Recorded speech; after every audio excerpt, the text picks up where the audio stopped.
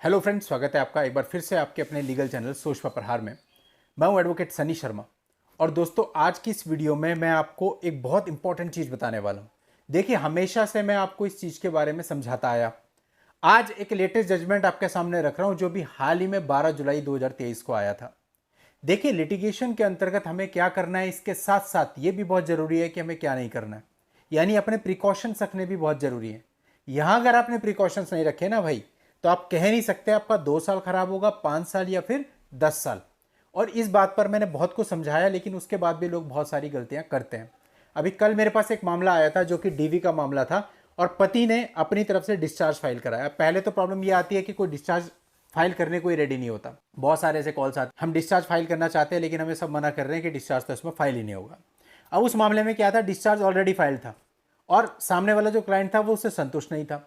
तो वो discharge petition की कॉपी जब उसने हमारे पास भेजी, उसमें एक सिंगल भी ग्राउंड डिस्चार्ज के बारे में नहीं लिखा हुआ था।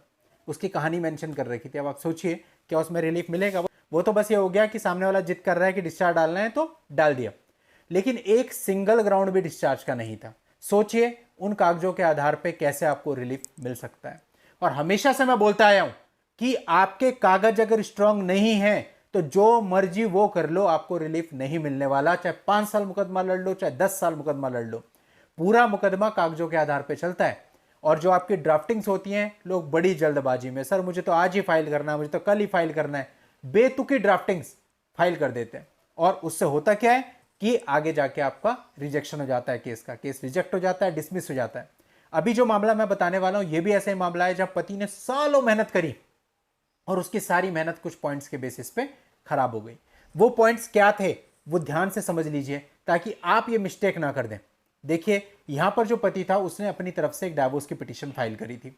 उस डाइवोर्स की पिटीशन में उसने ये बताया था कि जो उसकी पत्नी है वो एडल्ट्री में रह रही है और बहुत समय से रह रही है। उसे कई बार समझाया लेकिन वो उस चीज को छोड़ने को रेडी नहीं है। इसके अलावा दोस्तों, मैंने हमेशा से आपको एक और चीज समझाता रहा। कई लोगों के ऐसे कॉल आते हैं कि सर मेरी पत्नी ने तो 498A के लिए मेरे खिलाफ शिकायत दी और उसमें सब कुछ झूठ लिखा है, पहली लाइन से दूसरी लाइन तक, और मैं उसको साबित भी कर सकता हूं। तो क्या मैं इसके बेस पर डाइवोर्स फाइल कर सकता हूं? इस बारे में भी जिन लोगों ने मुझसे बात करी उन्हें मैंने बहुत डिटेल में समझाया, और वो चीज भी आज के इस मामले में है।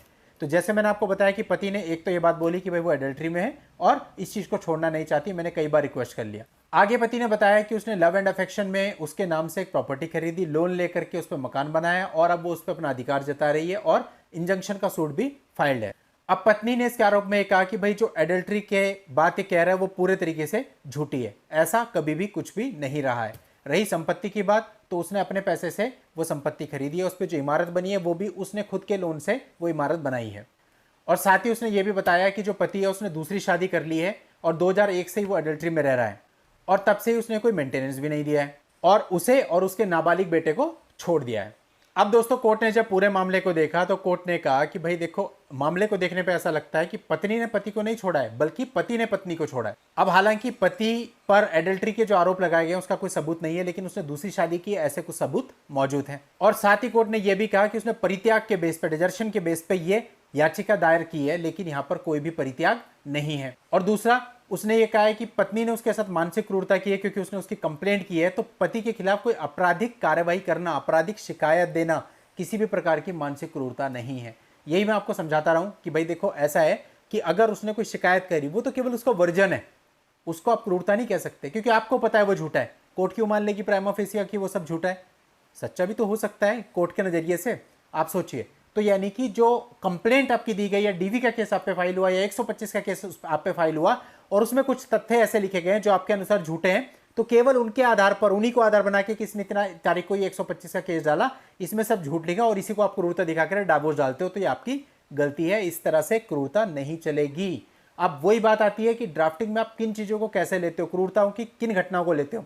यहां उन्होंने इन घटनाओं को क्रूरता लिया हुआ था। कोर्ट ने मानने से साफ मना कर दिया कि पति के खिलाफ आपराधिक कार्रवाई की शुरुआत करना या अपने अधिकारों की मांग करने के लिए कोई शिकायत दर्ज कराना यह क्रूरता नहीं है, और उसका मुकदमा हो गया खारिज।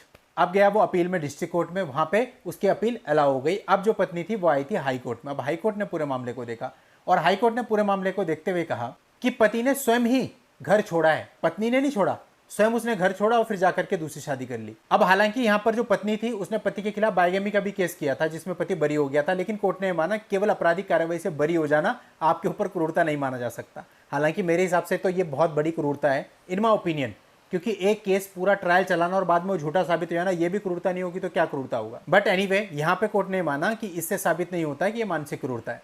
और पति ने परित्याग को ग्राउंड बनाया, लेकिन परित्याग का कोई भी विवरण, कोई भी दिनांक पिटीशन में नहीं है। यानी बात वही आ गई, ड्राफ्टिंग बिल्कुल लूज है। आप डेजर्शन को ग्राउंड बना रहे हो, परित्याग को ग्राउंड बना रहे हो, उसके संबंध में कुछ लिख ही नहीं रहे हो, या लिख रहे हो तो इस तरह से लिख रहे हो जो कि कंक्रीट नहीं है, तो फिर फायदा क्या। यानी आपको मैं कहना चाहूंगा कि भैया अगर आप डाइवोर्स जैसे सेंसिटिव मैटर में जा रहे हो जो कि सालों तक चलना है, तो पहले खुद को मजबूत करो, अपने कागजों को मजबूत करो, उसके बाद फाइल करना। 2-4 दिन 10 दिन की जल्दी में आप ऐसा बिल्कुल भी मत करो कि आपने बस पिटीशन फाइल कर दी। अब देखो इस मामले में क्या हो रहा है, पिटीशन फाइल हुई, डिसमिस हुई, फिर अपील करी, अलाउ हुई, फिर हाई कोर्ट में गया, फिर हाई कोर्ट में चीजें देखी जा रही हैं। और पति ने यह भी कहा कि भाई पत्नी साथ रहना चाहती थी तो इसने सेक्शन 9 क्यों नहीं डाला। तो कोर्ट ने कहा कि भैया ऐसा है, छोड़ के तुम गए और तुम ये दोष पत्नी पे नहीं डाल सकते कि उसने रेस्टिट्यूशन के लिए सेक्शन 9 क्यों नहीं डाला, और अपील कर दी रद्द। ट्रायल कोर्ट का फैसला कर दिया कायम, यानी कि उसको डाइवोर्स नहीं मिला। अब आप सोचो तब से लेके अब तक कितना कोर्ट कचहरी में घिसावट हुई, लेकिन लास्ट में क्या हुआ, केस खारिज। अब आप सोच लीजिए कि आप भी ऐसे ही चाहते हैं। अगर आप ऐसा नहीं चाहते भैया, तो जो आप डाइवोर्स केस फाइल कर रहे हो उससे पहले प्रॉपर चीज़ों की स्टडी करो, और आपकी जो ड्राफ्टिंग होनी चाहिए वो अप टू द मार्क होनी चाहिए, तब जा करके आप जाइए, ऐसे नहीं जाइए। और कई लोग सोचते हैं कि मैं अपनी पूरी की पूरी कहानी लिख दूं डाइवोर्स केस में, ये भी पूरे तरीके से गलत है। केवल टू द पॉइंट आपकी कहानी में, ये मैं आपके अपने अनुभव से बता रहा हूँ, हमें जो एक क्लाइंट कहानी देता है अपनी, उस कहानी में से 60% 70% चीज़ें वो होती हैं जो अनावश्यक होती हैं, जो कोर्ट में डालने पे केवल आपको नुकसान होगा, तो वो हटानी भी पड़ती है। ऐसा भी नहीं है कि आप सब लिख करके डाल दें, ठीक है ना।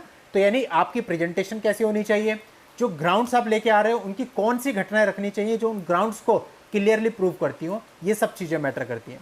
तो मुझे लगता है ये बहुत इंपॉर्टेंट जजमेंट है। आप इस नज़रिए से मत देखिए कि जजमेंट पति के खिलाफ है, इस नज़रिए से देखिए कि जजमेंट से सीखने को कितना मिलता है, तो आपको लगेगा कि जजमेंट वास्तव में इंपॉर्टेंट है। और इस जजमेंट का लिंक आपको इस वीडियो के नीचे डिस्क्रिप्शन में मिल जाएगा, वहाँ जाके आप इस पूरे मामले की जानकारी ले सकते हैं और लाभ उठा सकते हैं। आज की इस वीडियो में इतना ही, नेक्स्ट वीडियो में नई जानकारी के साथ मैं आपसे फिर मिलता हूँ। तब तक के लिए goodbye and thank you for watching, take care.